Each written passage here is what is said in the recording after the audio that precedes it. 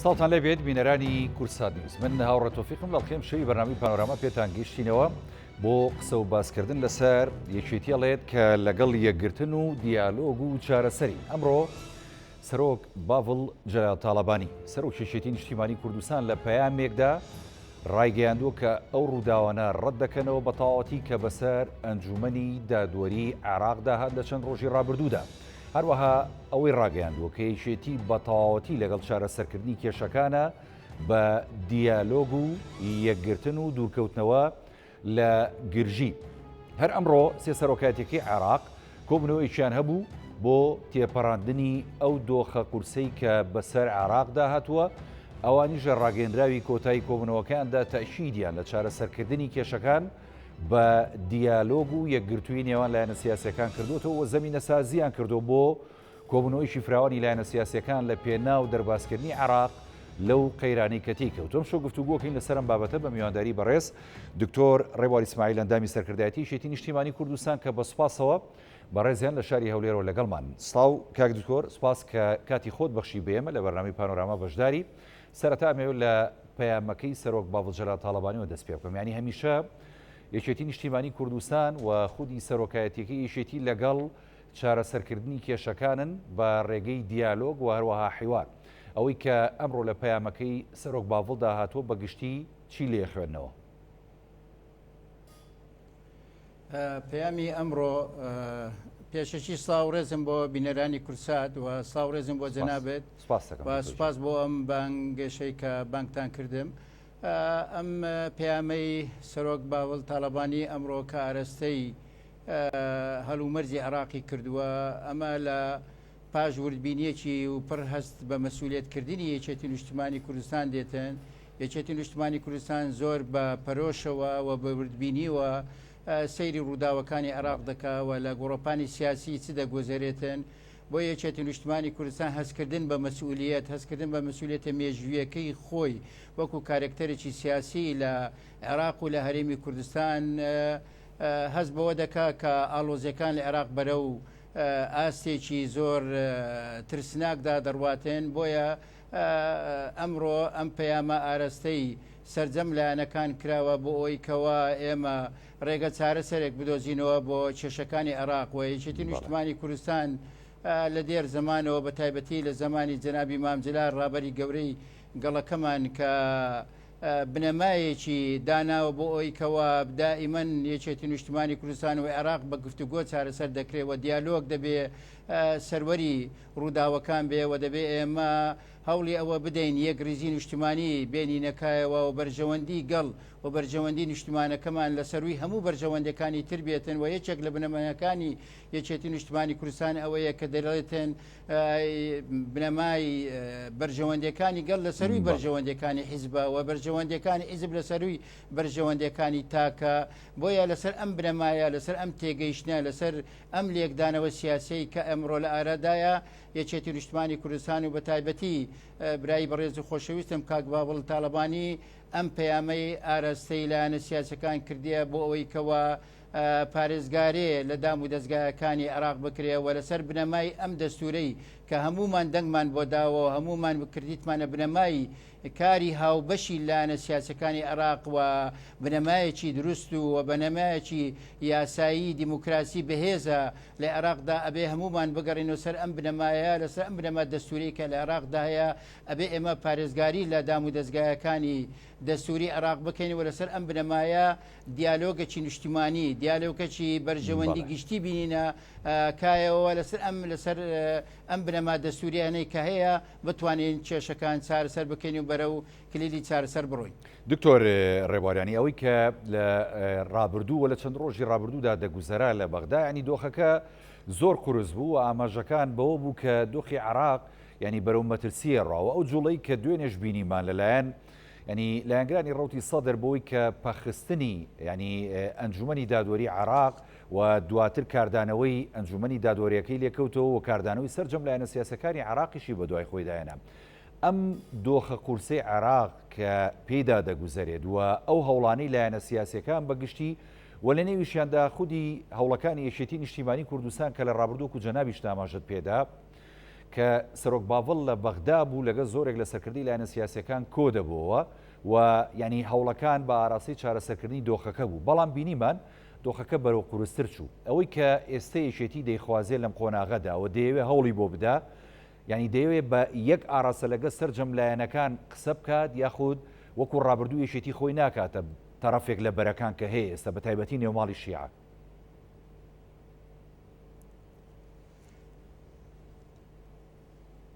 یەکێتی نیشتمانی کوردستان هەروەکو مەرجەئی باڵای هەروەکو مەرجەئی باڵای سیاسی شیعە ئاماژەی پێکرد کە جەنابی مامجەلا سەمامی ئەمانی عێراقا ئێستا یەکێتی نیشتمانی کوردستان لەسەر هەمان ڕێباز لەسەر هەمان ڕێبازی جەنابی مامجەلا یەکێتی نیشتمانی کوردستان خۆی بە سەمامی ئەمانی عێراق دەزانی بۆیە هەوڵی دیبلۆماسیەتی یەکێتی نیشتمانی کوردستان و شاندەکانی ئێمە کە دەچێتە بەغا و هەموو سەرۆکی لایەنێک لە سیاسەکان دەبێنێ بەم ئاراستە هەوڵ دەداتێن کە هەمومان بە گفتوگۆ بە دیالۆگ بتوانین کێشەکان چارەسەر بکەین و بەرژەوەندی نیشتمان و بەرژەوەندی گەلی عێراق لەسەروی هەموو بەرژەوەندەکان بێتن و پێمان وایە ئەمە هەوڵی جدی یەکێتی نیشتمانی کوردستانەوە یەکێتی نیشتمانی کوردستان ئەمڕۆ بۆتە کۆکەرەوەی هەموو لایەنە سیاسەکان بۆ ئەوەی بەرەو چارەسەر بڕۆین بۆیە هەم کۆبوونەوەی سێ سەرۆکاتەکەی عێراق و کۆبنەوەکانی پێشووە کۆبنەوەکانی داهاتوو هەموو هەوڵەکان لە چوارچێوەی ئەم دەوڵەماسی یەکێتی نیشتمانی کوردستاندا خۆی دەبینێتن کە کۆکەرەوەی هەموو لایەنە سیاسەکانە بۆ ئەوەی کەوا بتوانین چارەسەری کێشەکان بکەین و ئەمەی هەوڵەکانی تەیاری سەدر کە بەردەوامە لەوەی کەوا وەکو فشاری سیاسی لە ساحەی سیاسی عێراق بێتە پێشەوە ئەمە هەتا دەبێت سنووردار بێتن و نابێ ببێتە هۆکاری ئەوەی کە دام و دەستگایەکانی دەستوری عێراق بە تایبەتی دەسەڵاتی دادوەری کە دەسەڵاتێکی بێلایەنە و دەسەڵاتێکی یاساییە و ئەمە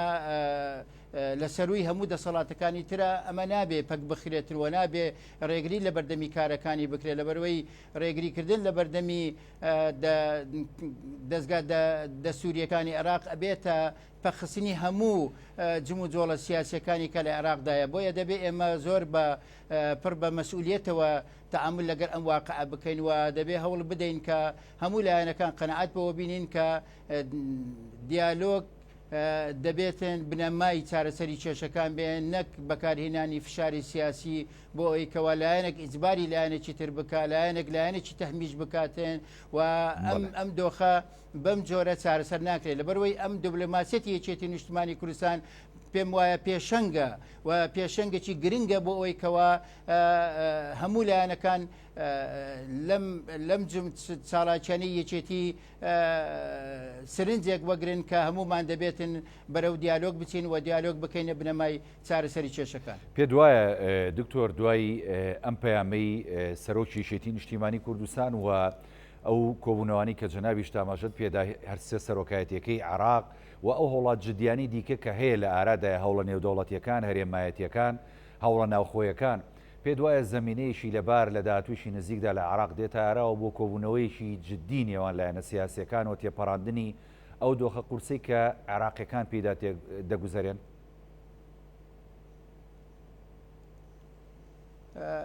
لە هەلومەرجی ئێستای عێراقدا هەلو مەرجەکە هەتا ئێستا گرژەکە لە ئارادایە و گرژەکە لە ئاسێکی زۆر باڵادایە بۆیە زیاتر توانە و لێکدانەوە و لێهاتووی دیبلۆماسی دەبێتن ئەمڕۆ عێراق پێویستی بە لێهاتوویی دیبلۆماسی زۆر گەورە هەیە ینی بەداخۆی ئێستا غیابی جەنابی مامجەلا لە ساعەکە سیر کە چەند بە ئاشکرا بەڕوونی دیارە خەڵک بە ئاشکرا باز دەکات گەر جەنابی مامجەلا بمابایە ئێستا ئەو هەلومەرجەی ئێستا وانە دەبوو بۆیە ئێستا عێراق پێویستی بە هەلوو بە چاڵایچێکی بە لێهاتووی دیبلۆماسی بەتوانە هەیە بۆ ئەوەی کەوا ئەم گرژەی کە ئێستا هەیە ئەم قەنەعەتەی کە لە لای سەدر دروست بووە لای لایەنەکانی تر دروست بووە ئەم قەنەعەتە هێور بکرێتەوە و ئەم هەلومەرجە بگۆڕێ بە هەلومەرجێکی نیشتیمانی بەرژەوەندی گشتی کە هەمومان کۆبینەوە لەسەر ئەوەی کەوا ئەم بارودۆخە لە خزمەتی عێراقدانیەوە خزمەتی عێراق ناکاتن پێویست بۆ دەکاتن کە ئەمە هەوڵ بدەین بە شێوەیەکی زیاتر هێمنتر لەسەر خۆتر و بە قەنەعەت پێهینان بگەڕێنەوە بۆ ئەوەی کەوا دیالۆگ بکەین و هەمومان یەکتر قبول بکەین و یەکتر بدوێنین و لەگە یەکتر دابنیشین دەکرێتن ینی مەجال ماوە بۆ ئەوەی کەوا ئێمە چێشەکانی خۆمان چارەسەر بکەین زیاتر بەرەو ئاروزتر نەڕواتن بۆیە ئێستا دیبلۆماسیەتی یەکێتی نیشتیمانی کوردستان و هەوڵی یەکێتی نیشتیمانی کوردستان ئێستا لەم سات و کاتێک کە ئێستا زۆر ئالۆزە زیاتر پێویست دەکا و زیاتر پێویست دەکا کە هەواڵانی ئێمە دیبلۆماسیەتی یەکێتی زیاتر لە بەغدا حزوری هەبیتن ئەمە درێژە پێدەری ڕێبازی جنابی مام جەلالە کە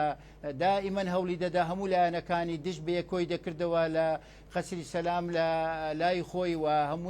هەمووی ئامادە دەکرد و دڵی هەمووی دەداوە بۆ ئەویکەوە بەدڵێکی فراوان بتوانین گفتوگۆ لەگە یەکتر بکەنەوە چارەسەری کێشەکان بۆیە ئەم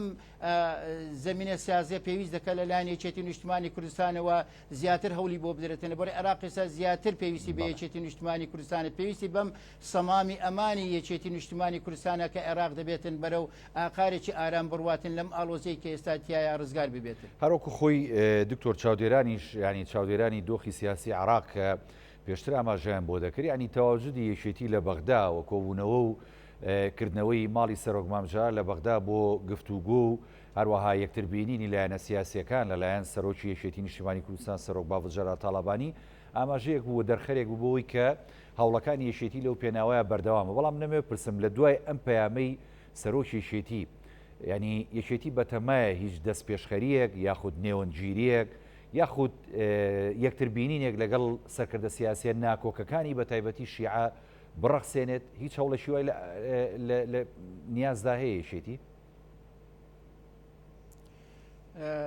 یەکێتی نیشتیمانی کوردستان بە تایبەتی هەوڵ و تێکۆشانی کاک باوەڵ ینی بەڕاستی جێگای ڕێز و تەقدیرە و یەکێتی نیشتیمانی کوردستان خۆتان دەزان لە دێر زەمانە ئێمە قەت بەشێک نەبووینە لە کێشەکان ئێمە بەشێک بووینە لە چارەسەر دائیمەن یەکێتی نیشتیمانی کوردستان بەرنامەی یەکێتی کوردستان یەکێتی نیشتیمانی کوردستان بەشێک بوو لە چارەسەر دائیمەن بەشێک بوو لە چارەسەر ئێمە ئێستا هەوڵ و توانای خۆمان بەردەوام دەدەین و بەردەوام دەبین چکو خۆمان بە هەست بە مەسئولیت دەکەین بەرامبەر بە عێراق بەرامبەر بە هەرێمی کوردستان کە دەبێت کێشەکانمان چارەسەر بکەین لە عێراقدا و عێراق بەرەو ئاقارێکی ئارام بڕوە عێراق لە ئارامی دابی لە دیموکراسەتی عێراق پێویستە لە بۆ گەشەکردنی هەرێمی کوردستان پێویستە لە بۆ زیاتر چەسپاندنی فەدرالیەت و گەشەکردنی هەرێمایەتی لە هەرێمی کوردستان پێویست بۆ دەکات کە عێراقێکی ئارامە بی عێراقێکی دیموکراسە بی و سیستەمی دیموکراسی لە عێراق زیاتر جێگیر بیتن بۆیە جەنابی مام جەلال کاتی خۆی گرنگی بە بەغدادا بەغدای پێوا بوو ناوەندێکی سیاسی زۆر گەورەیە بۆ یەکێتی نیشتیمانی کوردستان ئێستا هەوڵی بەردەوام دەبیەوە پێم وایە لە داهاتووی نزیکدا یەکێتی نیشتیمانی کوردستان لە بەغدا حوزوری دەبی بەشان و بەردەوام دەبی لە گەلایەنە سیاسەکان بە تایبەتی لە گەلایەنەکانی ناکۆک بۆ ئەوەی کەوا زیاتر نزیکیان بکات وەکو ئەوەی کە جەنابی مام جەلال لە ماڵی خۆی دائیمەن هەموو لایەنەکانی ناکۆچی کۆ دەکردەوە کاک باوڵیش حتمەن بەم ئەرکە هەردەسێتن بۆ ئەوەی کەوا هەموو لایەنەکانی ناکۆچی عێراقی کۆ بکاتەوە و دیالۆگێکی نیشتیمانی بەهێز و نیشتمان پەروەری بین تەکایەوە بۆ ئەوەی کەوا بەرژەوەندی نیشتیمانەکەمان بەرژەوەندی عێراق بەرژەوەندی هەرێمی کوردستان لەسەروی هەموو بەرژەوەندەکان بێتن دکتۆر ڕێوا لەسەر ئەو پاراستنی بەرژەوەندی نیشتیمانی و سەرجەم ینی عێراقیەکان بە بێجیاوازی لە پەیامەکە ینی خاڵێکی دیکە سەرنجی ڕاکێشام کاڵە پشتیوانی داخوازیە نیشتیمانیەکانەکەین لە پێناو چاکسازی دیارە ینی داخوازیە نیشتیمانیەکان ئێستا ئەبینین ینی زۆرێک لە هاوڵاتیانی عێراق لەسەر شەقا من بۆی کە دا و داخوازیەکانیان جێبەجێ بکرێت ینی لەو پێناوەدا یەکێتیە توانێت چی بۆ ئەوام کاوە وەڵامی داهاتووی چیە بێ بۆوان لە پێناو ئەگەر بۆ نمونە دەست پێشخەریەک کۆکردنەوەیشی ینی نیشتیمانی یا هەوڵێکی نیشتیمانی بێنێتە ئاراوە بۆ مەبەستە بەشێک لە کێشەکانی عێراق هەمومان دەزانین شەقامی عێراق شەقامێکی گەرمە و خەڵکی عێراق داخوازی زۆری هەیە و خۆتان دەزانێن مەسەرەن ئاوی خواردنەوە لە بەسڕانیە هەلی کار نەماوە لە عێراق دامەزراندن زۆر کەم بووە داهاتی عێراق تا عەدێک ناگەڕێتەوە بۆ خەڵکی عێراق و عێراق سوودی لێ نابێنێ بۆیە ئەمانە هەمووی ئەرچی زۆر گرنگن لە بەردەمی ئەم هەوڵەی و تێکۆشانی یەکێتی نیشتیمانی کوردستان دەیدا ئەمە پێشەچی دەبێ ئارامیەک و دام و دەستگایەکانی دەستوری لە عێراق بپارێزین بۆ ئەوەی کەوا چاکسازیەکی بنەڕەتی بکەین لە سیستەمی حکومڕانی و لە سیستەمی ئابووری عێراقدا و ئەو داهاتی کە هەیە لە عێراقدا کۆ بکرێتەوە بە شێوەیەکی دروست و بە شێوەیەکی زانستانە بەکاربێتن بۆ ئاوەدانکردنەوەی عێراق بۆ کەرتی تەندروستی بۆ کەرتی پەروەردە و پێگەیاندن دەبێ ئەمانە بەڕاستی زۆر بە گرنگی ئێمە ئەم مەسائلانە لەبەرچاو بگرین بۆیە ئێستا دیالۆگ پێویستەوە یەکێتی نیشتیمانی کوردستان هەوڵی ئەوەی هەیە کە عێراقێکی ئارام لە ئارادا بێ و عێراقێکی دیموکراسی هەبێ و دام و دەستگا دەستوریەکان ئەرکەکانی خۆیان جێبەجێ بکەن بۆ ئێمە بتوانین بە شێوەیەکی گشتگیر چاکسازیەکی چاک بکەین لە وەزعی عێراق و بنەمای ئابووری عێراق بەرەو ئاقارێکی زۆر گەشە ببین و ئەم وەزعی کە ئێستا لە عێراقدا هەیە کە خەڵکی بەغدا خەڵکی بەسرا خەڵکی جنوب ئەوانە کە هەمووی لە بێکاری لە بێ وەزعی دێنە سەر شەقام و ناڕزایی خۆیان دەردەبرن دەبێت ئەمانە هەمووی بەرەو چارەسەر بڕاتن بۆیە یەکێتی نیشتیمانی کوردستان هەست بە مەسئولەتی مێژوەکەی خۆی دەکا و هەست بەوە دەکا کە پێویستە عێراق دیموکراسی بێ و ئارام بێتن بۆیە ئێمە ئێستا هەوڵەکانی ئێمە بەردەوام دەبێت لەوەیکەوە ئەم کێشانێکە لە عێراقەیە ئێمە بەشێکین لە چارەسەر و بەرەو چارەسەری ببین بۆ ئەوەیکەوە چارەسەر بکرێتن و عێراق بەرەو ئاقاری ئارامی بڕواتن بۆ ئەوەیکە گەڵی عێراق سوود لە داهاتەکەی خۆی ببینیت. سەبارەت بە بەرپرسیارەتی یەکێتی بۆ دیالۆگی نیشتیمانی لە ناوخۆی هەرێمی کوردستان ئەمەیان چۆن دەبینن چکە جەنابە داماژت پێدا ئەگەر دۆخی بەغدا سەقامگیر بێت دۆخی هەرێمی کوردستانی ژانی سەقامگیر و پارێزراوە بێ ئەگەر پێچەوانەکەشی بە هەمان شێوەیە دۆخی هەرێم تا چەند یەکێتی ئەتوانێت سەقامگیری کا و ئەتوانێت بە یەکگرتووی و بە ینی هاوبەشی لەگەڵ لایەنەکانی دیکە و لەگەڵ پارتی دیموکراتی کوردستان دۆخێکی ئارام هەم بۆ لایەنە سیاسەکان هەم بۆ خەڵکی هەرێمی کوردستان بێنێتە ئاراوە. لای بەڕێزت دیارە یەکێتی نیشتیمانی کوردستان لە ساڵیادی دامەزراندنی پارتی دیموکراتی کوردستان پەیامێکمان ئاراستەی پارتی دیموکراتی کوردستان کرد کە ئەبێ ئێمە هەست بە مەسئولیەتی نەتەوەیی و نیشتیمانی خۆمان بکەین و بە هەمان سیاسەتی پێشوو کە هەوڵماندا بە یەکشان بچینە بەغا و ئێمە دائیمەن شتە گرنگەکانی شتە بەرژەوەندەکانی هەرێم لە سەروی هەموو مەسەلەکان دابنێن ئەوەی کەەوە مادەی 140 لە ناوچە دابراوەکانە هێزی پێشمەرگەی کوردستانە یاسای نەوت و غازە شایستە داراییەکانی هەرێمی کوردستانە ئێمە ئەوانە هەمووی پرسی گرنگن کە یەکێتی نیشتیمانی کوردستان بە هاوبەشی لەگەر پارتی دیموکراتی کوردستان و لەگەڵ لایەنە سیاسەکانی هەرێمی کوردستان ئێمە هەوڵمان وابوو کە بە یەکریزی بە یەکشاندی لە بەغدا بین ئێستاش ئێمە لەسەر ئەم بەرنامە سیاسی یەکێتی نیشتیمانی کوردستان ئێمە بەردەوامین بۆ ئەوەیەکەوە لەگەر پارتی دیموکراتی کوردستان لەگەر هەموو لایەنەکانی تر گفتوگۆ بکەین و بە یەک بەرنامە لە بەغا بین بەشێک بین لە چارەسەری کێشەکانی عێراق ئێمە نەبینە بەشێک لە کێشەکان دەبێ ئێمە خۆمان لە کێشەکانی عێراق دوور بێخینەوە و بەرژەوەندی هەرێم لە سەروی بەرژەوەندەکانی تر بێتن و هەوڵ بدەین بەرژەوەندەکانی هەرێمی کوردستان بۆ خەڵکی کوردستان دابین بکەین و ئەم کێشانەمان کە لەگە بەغا تاکو ئێستا ماوەتەوە بەرەو چارەسەر بووە بۆیە ئێمە زۆر بە گرنگیەوە دەڕوانینە کێشەکانی نێو هەرێمی کوردستان و پێمان وایە بە یەکریزی بە تەبایی بە قوبولکردی یەکتر بە یەک بەرنامەی ئەوەی کە ئەو پەیامەی کە ئێمە لە ساڵیادی دامەزانی پارتی ئاراستەمان کرد پەیامێکی گرنگ بوو پەیامێکی مێژووی بوو لە کاتێکی لە سات و کاتێکی زۆر گرنگ ئەو پەیامان ئاراستە کردوە پێمان وایە دەبایە پارتی دیموکراتی کوردستان زۆر بەپەرۆشەوە ئەو پەیامەی بخوێن باتە پێش بۆ ئەوەیەوە ئێمە هەمومان کورد وەکو هەرێمی کوردستان بەشێک بین لە بەغا لە چارەسەری کێشەکان نەک بەشێک بین لە کێشەکان. هیچ ئاماژەیەکی ڕوون هەیە بۆی کە لە داهاتوویشی نزیکدا ینی دوای ئەوەی کە کێشەکانی بەغدا تا ڕادەیەک ینی بەرەوکرانەوە چوو لە هەرێمی کوردستانیش ینی کۆبنەوەیشی گشتی لایەنە سیاسیەکان بۆ ڕێکەوتن لەسەر ئەو کۆمەڵە خاڵەی کە ناکۆشی هەندێک لایەنی سیاسی لەسرە بە ئەنجام بگەێنرێ؟ ئەمە دەبێ بێتە ئاراوە ئەمە زۆر پێویستە کە بەردەوام لایەنە سیاسەکانی هەرێمی کوردستان گفتوگۆ لەگەر یەک بکەن و بەردەوام لە گفتوگۆدا بن بۆ ئەوەی کەوا ئێمە یەکریزی خۆمان لە بەغا زیاتر بەهێزتر بکەین و بە یەکریزی زیاتر لە بەغا قسە بکەین بۆ ئەوەی کەوا زۆر لە لێکۆڵینەوە سیاسەکان لە بەغا ئەڵێن کێشەکانی عێراق بەندە کلیلەکەی لە هەرێمی کوردستانە هەرێمی کوردستان کلیلی چارەسەری کێشەکانی عێراقی بەدەستەوەیە بۆیە هەرێمی کوردستان زۆر گرنگە بۆ ئەوەیکەوە کێشەکانی عێراق چارەسەر بکە بەڵام بە شەرتێکە گەرەمە یەکریز بین و تەبابین و قبول یەکتر بکەین و بە یەک بەرنامە کار بکەین لە بەغدا بە یەک بەرنامە کارکردن لە بەغا هۆکارێکی گرنگ دەبی بۆ ئەوەیکەوە لایەنە سیاسەکانی عێراق لایەنی شیعە سوننا بەرەو چارەسەری کێشەکان بڕواتن. دکتۆر ڕێوانونەمە لەسەر دۆخی عێراق بەگشتی بمێنینەوە قسە بکەین ینی چکە ئەگەر هەر ڕەوشێکی نەخوازرا و لە داهاتوودا ینی ناکرێت پێشببینی ناکرێت بۆ دۆخی عێراق ئەگەر هەر ڕەوشێکی نەخوازرا و هاتە پێشەوە لە عێراق و ئاراستەکە بە ئاراستی گرژی بووە پێکە هەڵپژان بوو بە تایبەتی لە نێو ماڵی شیعە کەوکو چاودێرانی دۆخی عێراق و بە تایبەتی نێوماڵی شیعەش باسی دەکەن ینی ئەمەیان زۆر مەحاڵە ئەگەر بەرکەوتنی چەکداری دروست بێت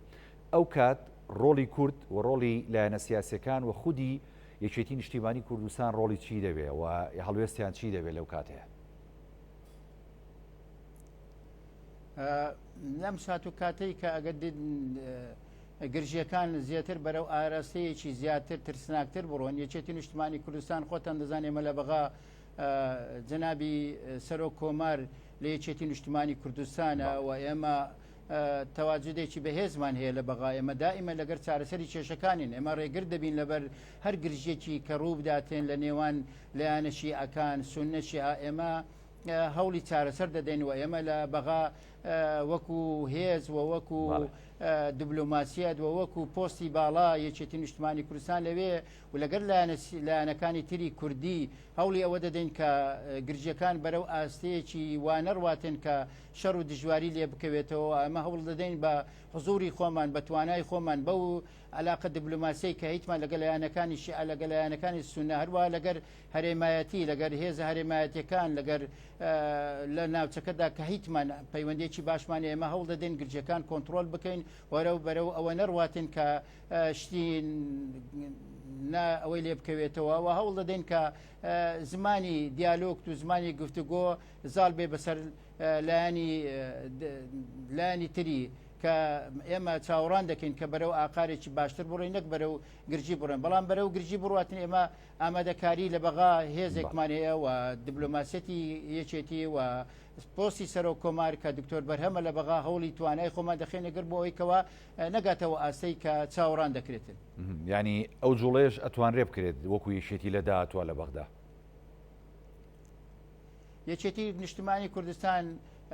سەمامی ئەمانی عێراقا و هەوڵ دەداتێن عێراق بپارێزی لە بەروی پارێزگاری کردن لە عێراق پارێزگرتنی لە هەرێمی کوردستانە لە ئەو ئەزمونە دیموکراسیەکە لە ناوچەکەدا هەیە خۆتان دەزانێمە وەکو هەرێمی کوردستان لەسەر دەستورێکی اتفاقمان کردێ لەگەر بەغدا بۆ ئەوەیکەوە هەرێمی کوردستان بتوانی گەشە بە فدراالەتی خۆی بداتن و پارێزگاری لێ بکاتن و ئەو کێشانەمان کە هەیە لە بەغا بەرەو چارەسەر بڕات تەمەەن ئەم چارەسەری کێشەکان لە ئارامی عێراقدا دێتەکایەوە لە پەرپابوونی دیموکراسیات لە بەرپابوونی دەستگا دەستوریەکان کە لە بەغدا هەیەتن بۆیە یەکێتی نیشتیمانی کوردستان پەرۆشە و هەستکردن بە مەسئولیت لێ ناگەڕێ ئالۆزیەکان بەرەو ئاسێکی وا بڕاتن کە ئەوەی کە کراوە یان ئەوەی کە بینامان کردووە هەمووی هەڵبەوەشێتەوە و بچێتەوە خاڵی سفر. دکتۆر ڕێوەر باست لە ینی دەستێوەردانی بۆ نمونە هەرێمایەتی یاخود کاریگەری هەرێمایەتی و نێودەوڵەتی و بە تایبەتیش ئەمریکا و هەروە وڵاتانی دەوروبەر کرد لەسەر دۆخی سیاسی عێراق و ئەو گرژی و پەرەسەندانی کە هەیە بینین ئێستا بە تایبەتی زۆر جار باسەکرێت ینی ڕۆڵی شاراوە و ئاشکرای وڵاتانی هەرێمایەتی خودی ئێران بە دیاریکراویانی باز دەکرێت ئێران ئێستا کەم تا زۆر تا ڕادەیەک ینی تەداخلاتی نێو ماڵی شیعە ناگەیت نازانین لە پشتپەردە و تەداخلاتی چیەکە وەکو یەکێتی نیشتیمانی کوردستان جەنابتان وەکو ئەندامێکی سەرکردایەتی و حیزبە ڕۆڵی ئێران چۆنە بینن هیچ زانیاریتان هەیە کە ئێران لە داهاتوویشی نزیکدا فشار بکات لە لایەنەکانی شیعە بۆی کە دۆخی عێراق بەرەو چارەسەر بەرن لایەنی هەرێمایەتی بە تایبەتی ئێران ئەوەی کە ئێمە لە لای خۆمان تێبینی دەکەین هەوڵیان بەرەو ئەوەیە کە بە دیالۆگ چارەسەری کێشەکان بکرێ هیچ وڵاتێکی هەرێمایەتی و هێزەکانی نێونەتەوەیی بە تایبەتی ئەمریکا هیچیان لەگەر ئەوە دانینە کە ئالۆزیەکان بەرەو ئاقارێکی ترسناک بڕاتن بگرە هەمویان هەوڵ و توانای خۆیانی خستەگەر بە تایبەتی ئیران و ئەمریکا وەلایەنەکانی تریش بۆ ئەوەیەوە کێشەکانی عێراق بە گفتوگۆ بە دیالۆگ چارەسەر بکرێتن هەمیان لەگەر ئەوەنە کە عێراق وڵاتێکی ئارام بێ وڵاتێکی دیموکراس بێ و وڵاتێک بێتن بڕیاری سیاسی لە دەست خۆی بێتن هەموو لایەنەکان بەو ئاقارە ئیش دەکەن و هەوڵ دەدەن بەو ئاقارە وەزعی عێراق چارەسەر بکەێت بۆیە ئێمە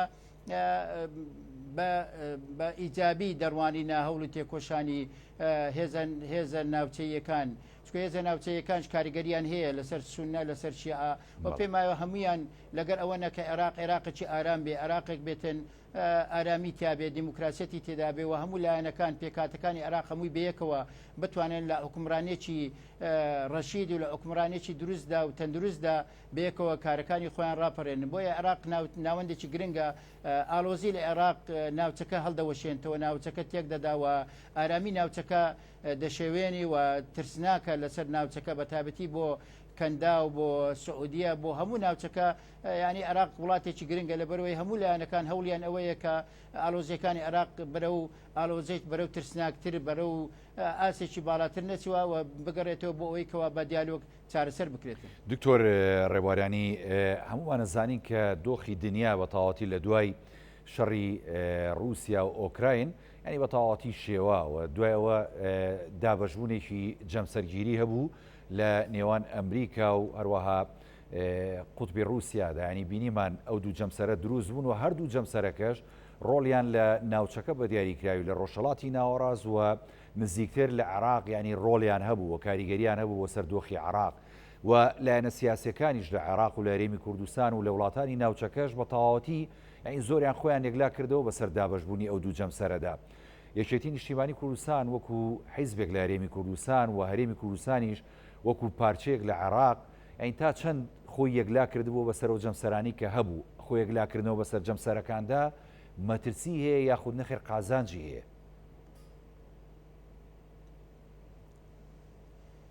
هەڵوێستی یەکێتی نیشتیمانی کوردستان هەموو دەم پەیوەندێکی دروستی هەبووە لەگەر هەموو هێزە هەرێمایەتەکان لەگەر ئەو وڵاتانەی کە لە ئێمە نزیکن ئەمە پەیوەندێکی دروستمان هەیە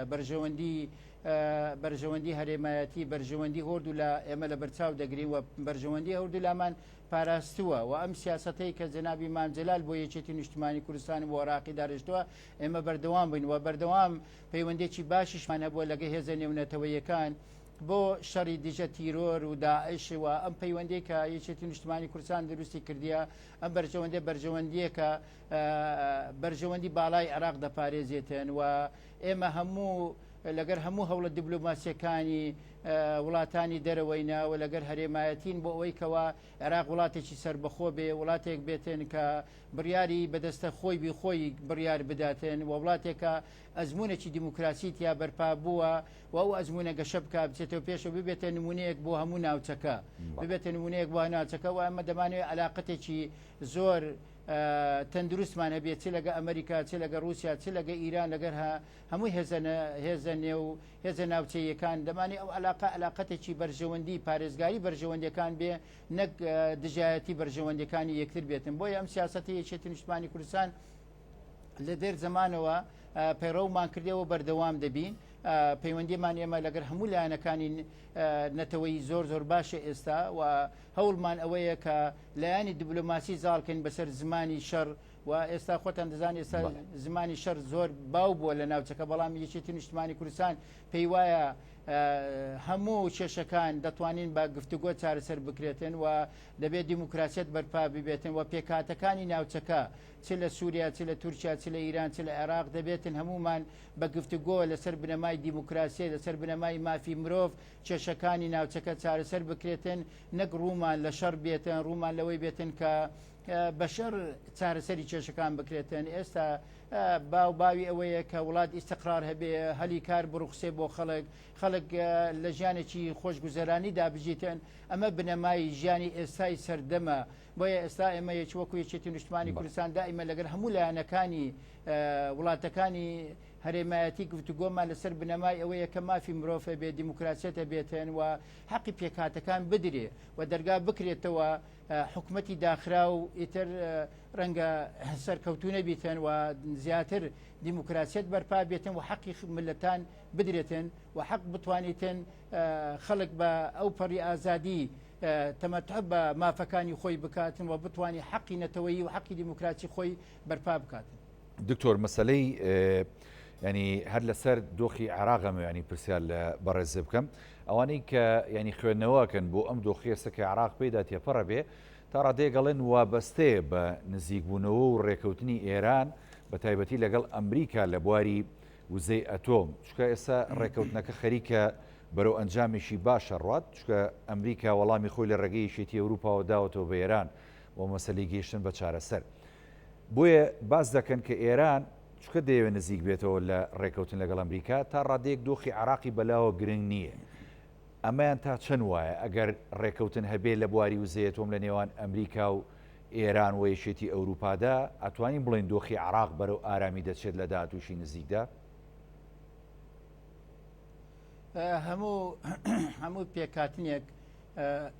هەموو پێکاتنێک لە بەرژەوەندی گەڵانی ناوچەکەدایە و ناوچەکە تا بکرێتێن ینی بەپێی بەرژەوەندی گەڵان بجوولێنەوە ئێمە زیاتر ئارامی دەبەخشێ بە ناوچەکە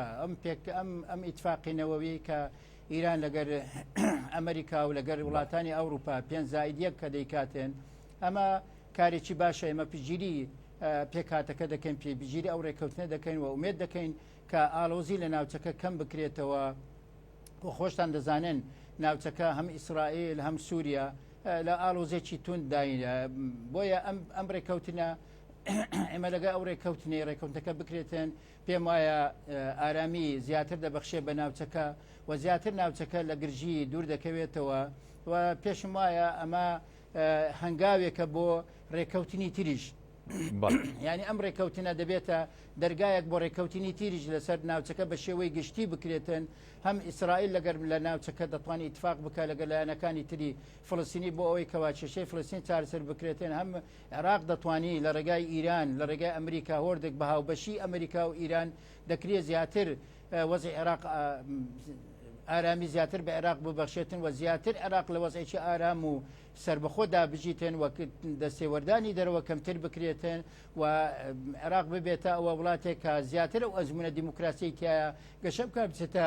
پێشەوە. بۆیە پێم وایە ئەم ئیتفاقیە ئەگەر بکرێتن ڕەنگە دەرگایە بۆ ڕێکەوتنی تریش ڕێکەوتنی ئیران لەگە سعودیە لەگە خەلیج زیاتر ڕەنگە ئارامی بچێتە ناوچەکە و ناوچەکە زیاتر گرژەکەی لێ دوورکەوێتەوە ببێتە هۆکارێکی گرنگ بۆ ئەوەیکەوە ئەمریکا و ئیران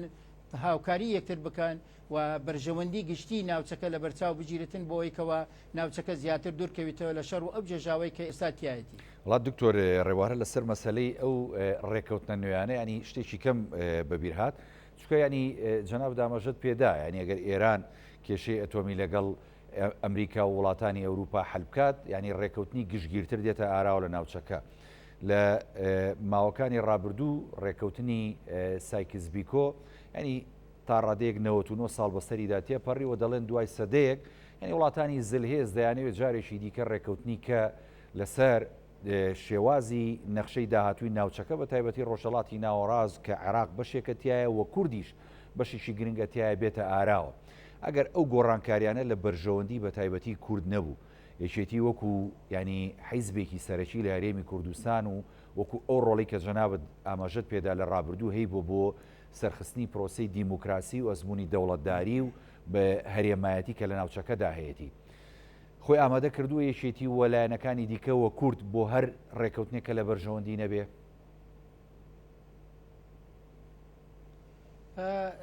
بەراوردکردنی ئیتفاقی سایکس بیکۆ لەگەر ئێستا ڕەنگە بەراوردەکە زۆر لە شوێنی خۆی نەبێ چکە ئێستا ئەم سەردەمە ئێستا سەردەمێکی تازەیە سەردەمێکە کە رووسیا هەوڵەداتن کە یەک قوتبی لە دنیا نەمینێ ببێتە فرە قوتبی فرە جەمسەر و پێم وایە ئێستا سەردەمی ئەوەیە کە سیستەمێکی تازەی لە دنیا بێتەکە سیستەمێک کە زیاتر بەرژەوەندی گەڵان لە بەرچاو بگیرێ و زیاتر ئازادی بدرێتە گەڵەکان و زیاتر دیموکراسی هەبی زیاتر مافی مرۆڤ هەبی هەم پێما رووسیا هەم ئەمریکا بە شێوەی گشتی وڵاتانی دنیا بە ئەرەو ئاقاری ئەوەی دەڕوا کە زیاتر ئارامی هەبێ و مافی مرۆڤ هەبێ و زیاتر ئازادی ببەخشرێ بە خەڵک خۆش دەزانێت ئێستا دنیای تەکنۆلۆژیا زۆر گەشەی کردیە و تەکنۆلۆژیا باڵی بەسەر زۆربەی گۆڕانکاریەکانی دنیا داهێناوە و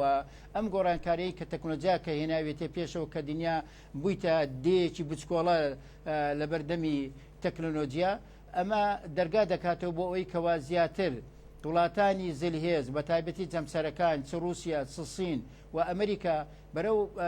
بەو ئاقارە دابڕاتن کە زیاتر ئارامی بە ناوچەکەدا ببەخشن و زیاتر کێشەکان چارەسەر بکرێت و ئازادی بدرێتن بە ناوچەکە چارەنووسی خۆیان دیاری بکەن و ئەو کێشانەی کە ئێستاە کە ملەتی کورد و ناوچەکە کەتیایەتی کە ئەم کێشانەی کە ئێستا لە